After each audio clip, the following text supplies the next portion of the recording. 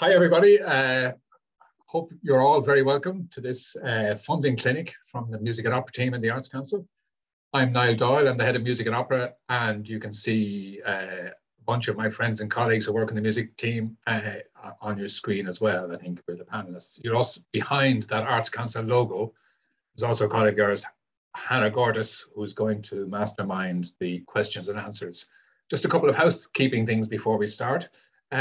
This session is being recorded, so anything that's said is being recorded, and you or anybody else can see that recording. We'll link to it from our website in the next couple of days. So there's no reason for anybody to be worried about retaining information that you hear today. It'll all be available later in any case. But we hope you enjoy the presentation. We hope it's of some use to you. And we're going to have some questions and answers afterwards.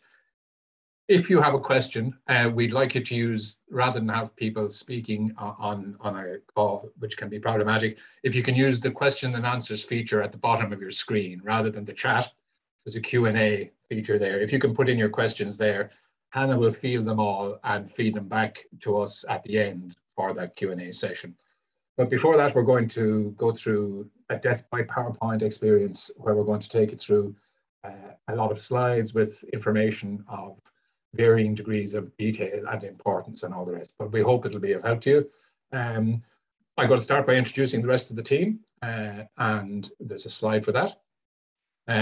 The top three are the three most important people in terms of most people who deal with the Arts Council, because Anya, Sarah and Adele are the people who deal with most of the applicant and public queries. So they're the people who interact with artists and organisations and members of the public most of the time, and they're the people who know most about what goes on and what doesn't go on in the Arts Council, and be of great help to you. You can see my communion photograph there, and also Tara Bulger is beside me. She's another managerial colleague as well. We get involved in other kinds of processes, not so much in the frontline queries, but we'll come to those later. You see two names over on the left of that screen. One is the music advisor, Conal Ryan, and the other is the opera advisor, Paul McNamara. They're also members of our team who don't work here full-time, but who do work on the assessment of applications with us. And we'll come to how that all works later on as well. So on to the next slide. A quick overview, sorry for the boring detail, about the Arts Council. We're the national agency for funding, developing and promoting the arts in Ireland, long-standing, 70 years of age this year. We work not so much doing things ourselves, but we work supporting artists, arts organisations, public policy makers and others to help them develop the arts. That's primarily how we work. We also lobby and advocate with government and things like that. Just to give you a sense of the size and the scale of the Arts Council, in 2020, our overall budget for giving out as grants was 80 million. This has been increased to 130 million in 2021, and it's been repeated at that level in 2022. This is in response largely to COVID. That's a lot of money, obviously, and there are a lot of responsibilities with giving out that money that affect how we do things. We would always say that it's not nearly enough, because we would like to have an awful lot more.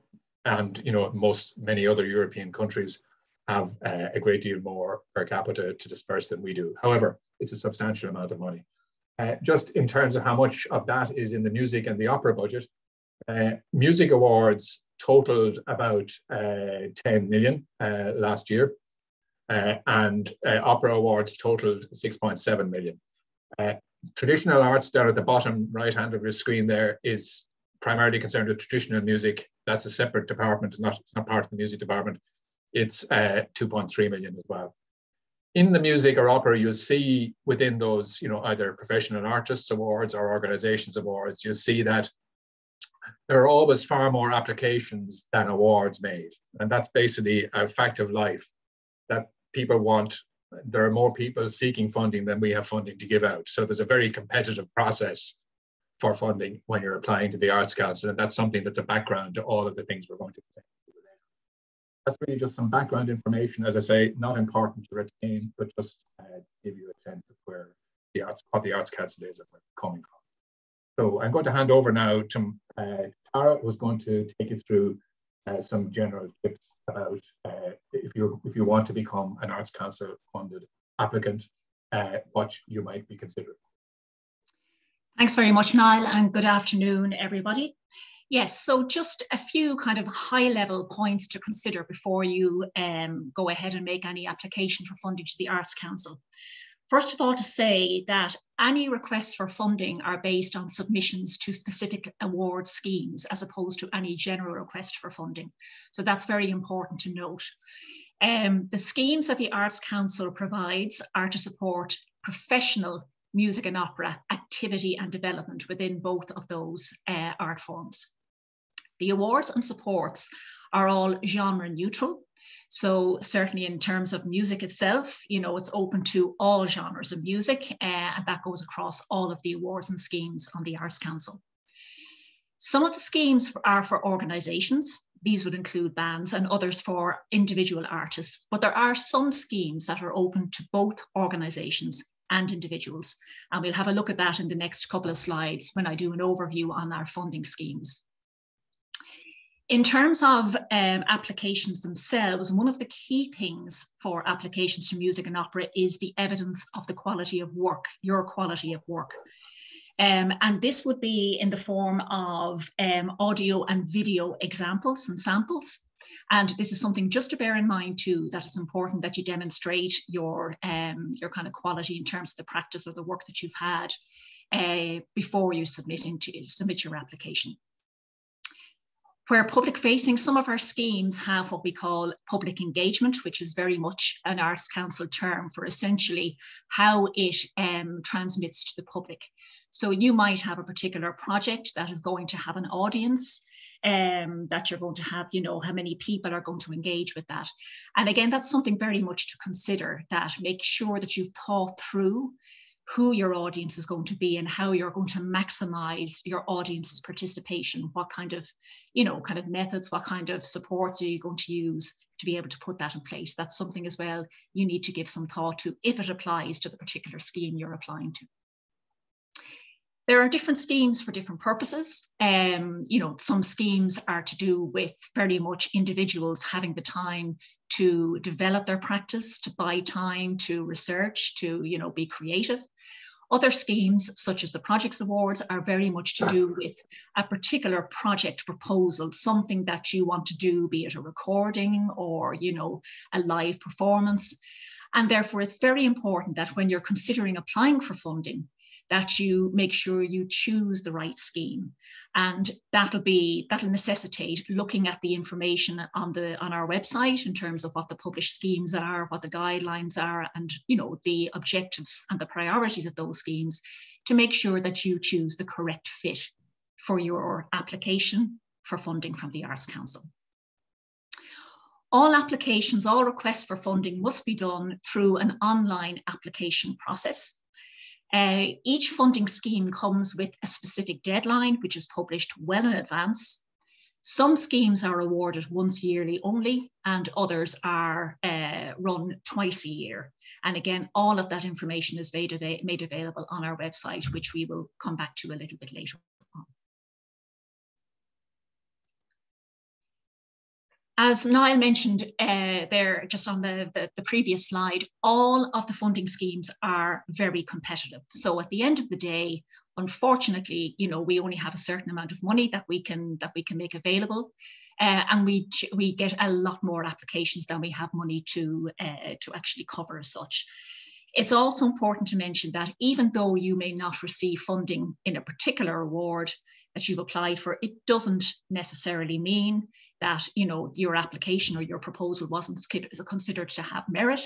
It's just that unfortunately we cannot fund, much as we would like to, we cannot fund everything that comes our way. So that's just something to make sure that you bear in mind when you are submitting your application. Our application procedures are very strict. We follow very formal and strict processes, and this is basically because the Arts Council is accountable for public monies, and therefore all of our funding is coming from public money, and we need to be accountable. So our procedures are published and they are followed and they are very strict. Three key things, which you'll hear a little bit more later on about, to bear in mind, again, when you're thinking about applying, is that there are guidelines that are given with every scheme. The guidelines are gospel, and we can't stress that enough. It's very, very important that you follow the guidelines, because we abide by the guidelines as published, to be fair to all applicants. Application forms then will also be very detailed. We'll give information, we'll give kind of support in terms of how you complete an application form. And then there are supporting materials as well. So along with your application form, you are also required to upload various additional material. It might be a budget, it might be a public engagement or a marketing plan. But again, it's very important that you read what supporting materials are required, because without mandatory supporting materials, it is a key factor in making applications ineligible. And then just to summarise a little bit here, the Arts Council basically funds artists and artistic work within Ireland. Any work abroad is supported by another agency, Culture Ireland. So again, just to bear that in mind when you're considering making a funding request. Our schemes and awards are constantly changing and evolving, and this is, I suppose, down to two reasons. First of all, we are constantly reviewing our schemes, and we take on board feedback that comes back from applicants. So we're always looking to improve the schemes, you know, to make them much more accessible, and also to review the guidelines that we have associated. So it's important that you always refer to the current guidelines in relation to a scheme, because they may have changed from the previous time. Of course, circumstances and other factors can impact, like the pandemic and COVID-19, as we know, and that resulted in a number of new schemes being brought on board by the Arts Council. So, you know, again, something just to bear in mind, always keep a close eye on the schemes that are being published and the schemes that are being presented, again, to make sure that you're applying to the correct scheme for your proposal. Just an overarching note is that our award schemes have a number of exemptions across the board. This applies to all of our awards. So, for example, the two key things are that the Arts Council does not fund competitions or activities of a competitive nature or formal study within Ireland. But again, these are all very clearly laid out in the guidelines and published information in relation to the schemes. So just a quick overview on the next two slides of the actual schemes in music and opera. Now, we don't have time here to go through everything, and of course there's an awful lot of information in this. So just to say that, you know, more detail can be found on our website, but just to give you an overview. In music and opera, we have 13 award schemes. As mentioned earlier, some are open to organisations only, for example, strategic funding. Others are open to a combination of organisations or individuals, for example, arts grant funding. And then we have individual awards, the bursary type awards. So those awards where essentially you are applying to buy time to develop your own skills, or to spend time creating or researching or whatever. And those individual awards are covered by three main schemes: the Agility Award, the Bursary Award, and the Next Generation Award. Now, there are similarities between these three. So what I'll do is just literally give you a kind of a potted summary of what each one contains. But again, we're very happy to take questions on this in terms of more detail at a later stage. Firstly, the Agility Award. So the Agility Award, it's a relatively new award. It was introduced last year to support individual professional freelance artists and arts practitioners at any stage of their careers. The purpose of this award is to enable artists to do one of three things, or a combination of the three things: to develop their practice, to develop your skills, to develop your work. The Agility Award particularly encourages applications from early career stage artists or practitioners, particularly those who may not have applied to the Arts Council before. It's open in both art forms of music and opera. The maximum amount awarded under the scheme is 5,000. The minimum amount awarded is 1,500. You can apply for a value in between those two, up to the maximum of 5,000. It is important to note that in any of the schemes, but in relation to Agility here, that activities that do not meet the purpose of the award, in other words, for example, don't develop your practice, your skills, or your work, cannot be applied for under the agility scheme. There will be a second round of agility in June. The first round has already closed, and that was in February of this year. The bursary award then, again, similarities with the agility here. And in this case, again, it's supporting professional artists at any stage of their career to develop their arts practice, but it's supporting the substantive development of arts practice. So it provides time and resources for artists to reflect, research, and critically engage with their art. Or, you know, it provides the opportunity for an extended process of engagement with artistic practice at any stage of the career. The key thing here is that applicants must be professional practicing artists. And that means they don't necessarily have to earn your income full-time from your artistic activity, but you must identify yourself and be recognized by your peers as professional practicing artists. Additionally, applicants must have a demonstrable track record in the genre of the music practice, and this must be demonstrated as part of the application submission. In terms of the third bursary style individual award, the Next Generation Award, this is an award that was introduced in 2016 on the centenary of 1916. And this again is a bursary award to buy time to develop work and practice. But it's very much for the artist who doesn't yet have a solid reputation as an artist or arts practitioner. So it's very much targeted towards early stage artists, but that have, you know, promising artists at the early stage of their careers. It also supports development needs to advance an artist's practice. And this would mean, you know, it can support working with mentors or with collaborators in the advancement of your practice. There is a fixed amount awarded in Next Generation of €25,000. And also any recipients of Next Generation Award will take part in a week-long residential program in the spring of the following year. So for the Next Generation 2022, that will be in the spring of 2023.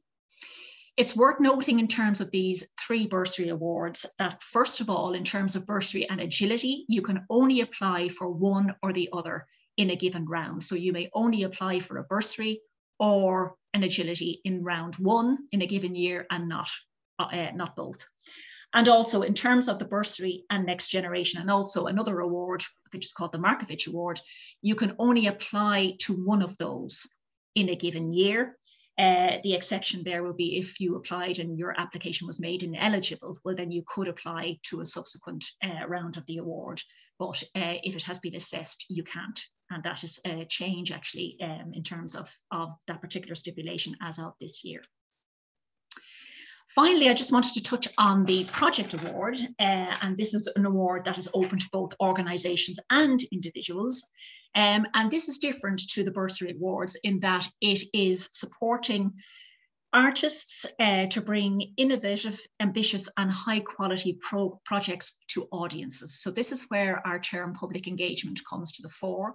So the idea behind the project is that it is allowing for proposals that are going to bring art to audiences or audience participation. There are three strands in the project, so you can apply to one of three strands. Strand one covers live attendance performances, which can possibly extend into broadcast online or other dissemination. The strand two is exclusively disseminated via broadcast or online or other channels. So there is no live performances involved in the strand two.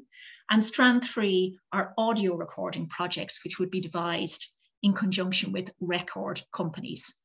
In terms of the amounts, strand one would award up to €40,000 as the maximum, and strands two and strands three up to €10,000 as the maximum amount awarded in either of those strands. Opera then, in terms of opera projects, that's done specifically under the Opera Projects and Production Award, which is separate to the music projects. So we just have a separate award for each of the art forms under the project category. More information can be found on our website, and you'll see at the top of this slide there are 2 hyperlinks there. So all of our information is there. A lot of detail. There's a lot of information. We do appreciate that when it comes to you know, looking at our schemes, looking at our awards, and trying maybe to decipher sometimes what is meant. Please do refer to the Arts Council website, and of course we're always available to answer any questions you might have at any stage, and specifically in advance of making any funding application to the Arts Council. Please do reach out and contact us. So that's my part. I'm going to hand over now to my colleague Anya, who will give a little bit more information on how to go about making an application. Thanks, Tara. Hi, everybody. I'm Anya Kelly, and welcome to today's clinic. So I'm just going to talk to you through just the simple steps of how to make an application. So step 1 would be to read through the available awards, grants and schemes that we're offering on our website. Decide which one you'd like to apply for. The next step then would be to register with the Arts Council online services. And this can take up to 5 working days during busy periods. So the sooner you do this, the better.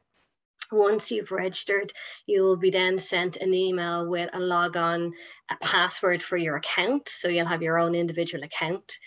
You go into your account then, and the next step would be to download the application form for the particular award that you wish to apply for and to save it to your PC. Next slide, please, Tara. So we would advise you then to, when you download it to your PC, it means you can work away on it when you're not in your account. So you can, as I said, work away at different times on the lead up to the closing date. We'd also advise you to collate all your support material. So have it all gathered, whether it be letters of support or CVs or biogs, have all that to hand before you go through the process of actually submitting your application. You'll see in some particular awards, we might ask for you to submit a separate budget, the likes of the Music Project Award. So you will have to put in budget figures into your application form, but it also asks you for a separate budget. So even if it's the same figures again that you've put into your application, you'll also need to put these in a separate document and upload that. So just to be mindful of that. We also suggest if you're submitting YouTube links that you put all these on the one document and just to label them clearly. So to give the advisor information on who's involved in each particular link. We also say, it sounds a little silly, but get someone to read through your application and check all your support material in advance of you submitting it. We all think we're perfect when we're putting these applications in, but it's so easy to miss one little bit of mandatory support material. So we always just say it's a good, especially if it's the first time to make an application, to get somebody to just read through it with you, double, triple check that everything's there that needs to be there. Okay, so I'm going to just hand you over to my colleague Adele now. Thank you. Hi everyone, thanks for tuning in. I'm going to go through a few do's and don'ts for making an application. I will be repeating some bits of what Anya and Tara have already said, but they're vitally important, so we just want to make sure that they're understood. So we say apply for what you want to achieve, not what you think the funder wants to hear from you. And then make sure you look at the different scheme descriptions and see which one's most suitable for your idea. So make sure you're looking for, is it an individual? Is it an organization? As Tara has already said, the schemes can be similar but are different. So make sure you read them very carefully. If you don't understand something, you can email us, phone us. We're always happy to help. Same with check, make sure you are an eligible applicant for this particular award. Take care to note the application deadline. It's always stated when the award opens or when it closes. It'll always close at 5:30 on the day, and we cannot extend the deadline for anyone. It's not within our power, unfortunately. Make sure you have your ARN, which is your artist reference number. It can take about 5 days to get, so if in doubt, apply for one today. You don't have to use it yet. Complete your applications carefully and early. Give yourself plenty of time to write, plan, and aim to upload your application at least 48 hours in advance. Therefore, if you have any technical issues, we have time to help you. Make sure you write clearly in plain English or Irish. Plan your budget and include any artist fees. But the most important thing is, if there's anything you do not understand, please just phone us or email us. Now go on to the don'ts. the next slide. Perfect. So we say start compiling your supporting documents well in advance. Don't start compiling them on the deadline day. Supporting material cannot be added to an application after it has been submitted. Don't forget to check your application before uploading it, that you have all the necessary documents that are essential for your application. And as Anya said, maybe get someone else to read through it with you just to double check. You've spent so long doing it, you could easily miss something. Don't apply for the wrong scheme. Again, that's reading the guidelines as carefully as possible. Don't request more than the funding maximum amount. If you apply for more, then it will automatically make your application ineligible. So make sure you take a note of that. Don't leave anything until the last minute. Early is the best thing you can do. And then because of the competitive nature of the awards and the large amount of applicants, it's not possible to make an award eligible for to award all eligible good applications. It's just not within our heart, but don't be disheartened. If you don't succeed, try again. I'm going to hand you back to Anya now. Thanks, Adele. So I'm just going to talk through some of the common mistakes we find with people applying to the awards and grants and schemes. So the first one is people not being eligible. So we strongly advise, again, just to read through the guidelines, make sure that you're eligible for the award, grant and scheme that you're looking to apply for. If you have any questions or if there's anything that's not clear to you, please reach out, contact us, and we can help answer any questions at that stage before you even attempt to make the application. The next point would be missing the deadline. So we find sometimes people might log on at maybe 5:10 on a closing date and they think they'll have enough time to submit the application. Please bear in mind that you're uploading an application form along with support material. It takes time and the system automatically shuts down at 5:30. So just give yourself plenty of time. And as we said, if you can even get it in a day or 2 days in advance, we'd highly recommend that. The next one would be incomplete applications. So just to make sure that you're filling all the relevant sections in the application form. We also find that a big majority of people who are made ineligible is because they haven't uploaded the mandatory support materials. So really pay particular heed to what we're saying is mandatory and just make sure that you're definitely uploading all that. We also find that some people upload the wrong support material. So the same thing, just really focus on what we say is mandatory and just to make sure that definitely have that included. We also find some applicants request more than the maximum award for the particular award, grant and scheme that they're looking to apply for.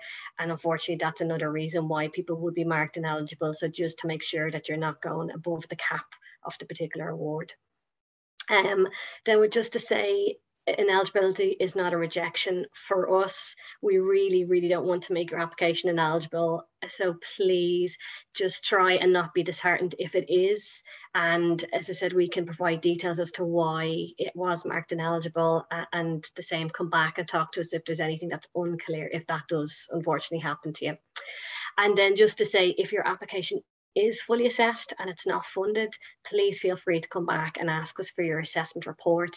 This contains a detailed description of how your application was perceived on our end. It contains an assessment that was done by the advisor, and then if it went to panel, it also contains a comment from the panelists and also the score that it would have received at the panel. So just to say, definitely come back and ask for that, because it's a really good learning curve as well for making future applications. Thanks very much, and I'm just going to hand you back to Niall now.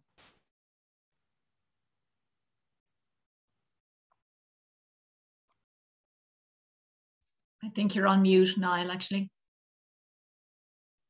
Thank you. Thanks, Tara. Sorry about that. I'm just going to take you, and thanks, Anya. I'm just going to take you through this diagram, which really tries to show what happens to an application when it comes into the Arts Council machine. And it goes kind of left to right. So your application and supports, they arrive in time, deadline day. That's automatically acknowledged so that you know it has been received.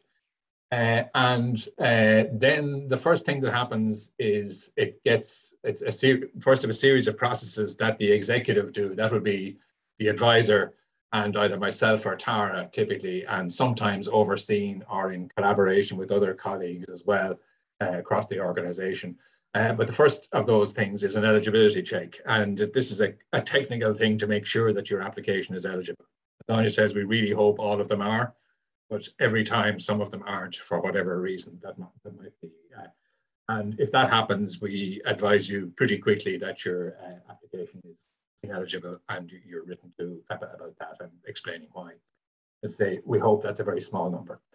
The vast majority of applications proceed to an assessment, and that's where the advisor looks through the full application, scrutinizes every piece of supporting documentation, and gives an assessment about which I'll speak more a little later on your application, on its strengths and weaknesses, what's good about it, what's not so good about it relative to the criteria.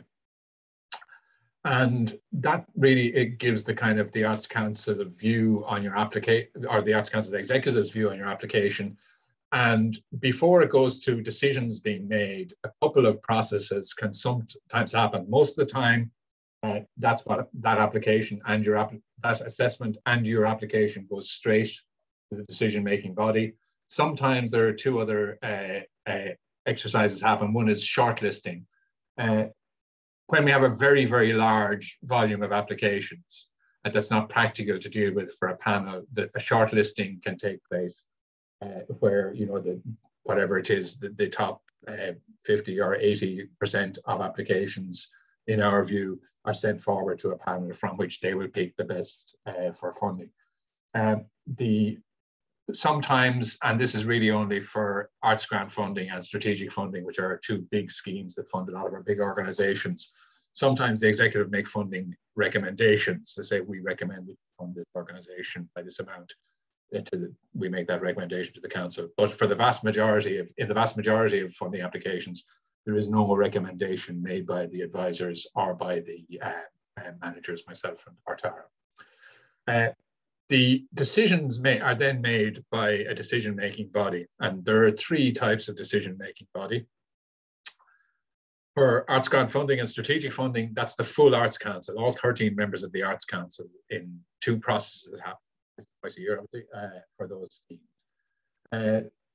They don't concern most first-time applicants, although they can occasionally do without grant funding. On a small number of schemes now, particularly in more recent years where we've had much smaller awards and very large volumes of them, a small number of those awards, those decisions are made by the team and by the manager. So that would be made by me or Tara and our advisor, often under the supervision of one of our senior managers, or a moderation process that goes across the whole organization. But the vast majority of awards and almost all of the other individual awards, apart from Agility Award, are made by peer panels. And these are 3 to 5 people who are recognized professionals in their field, and they're different people for each award and each round. And they receive your application, all of the supporting documentation, and the executive's assessment.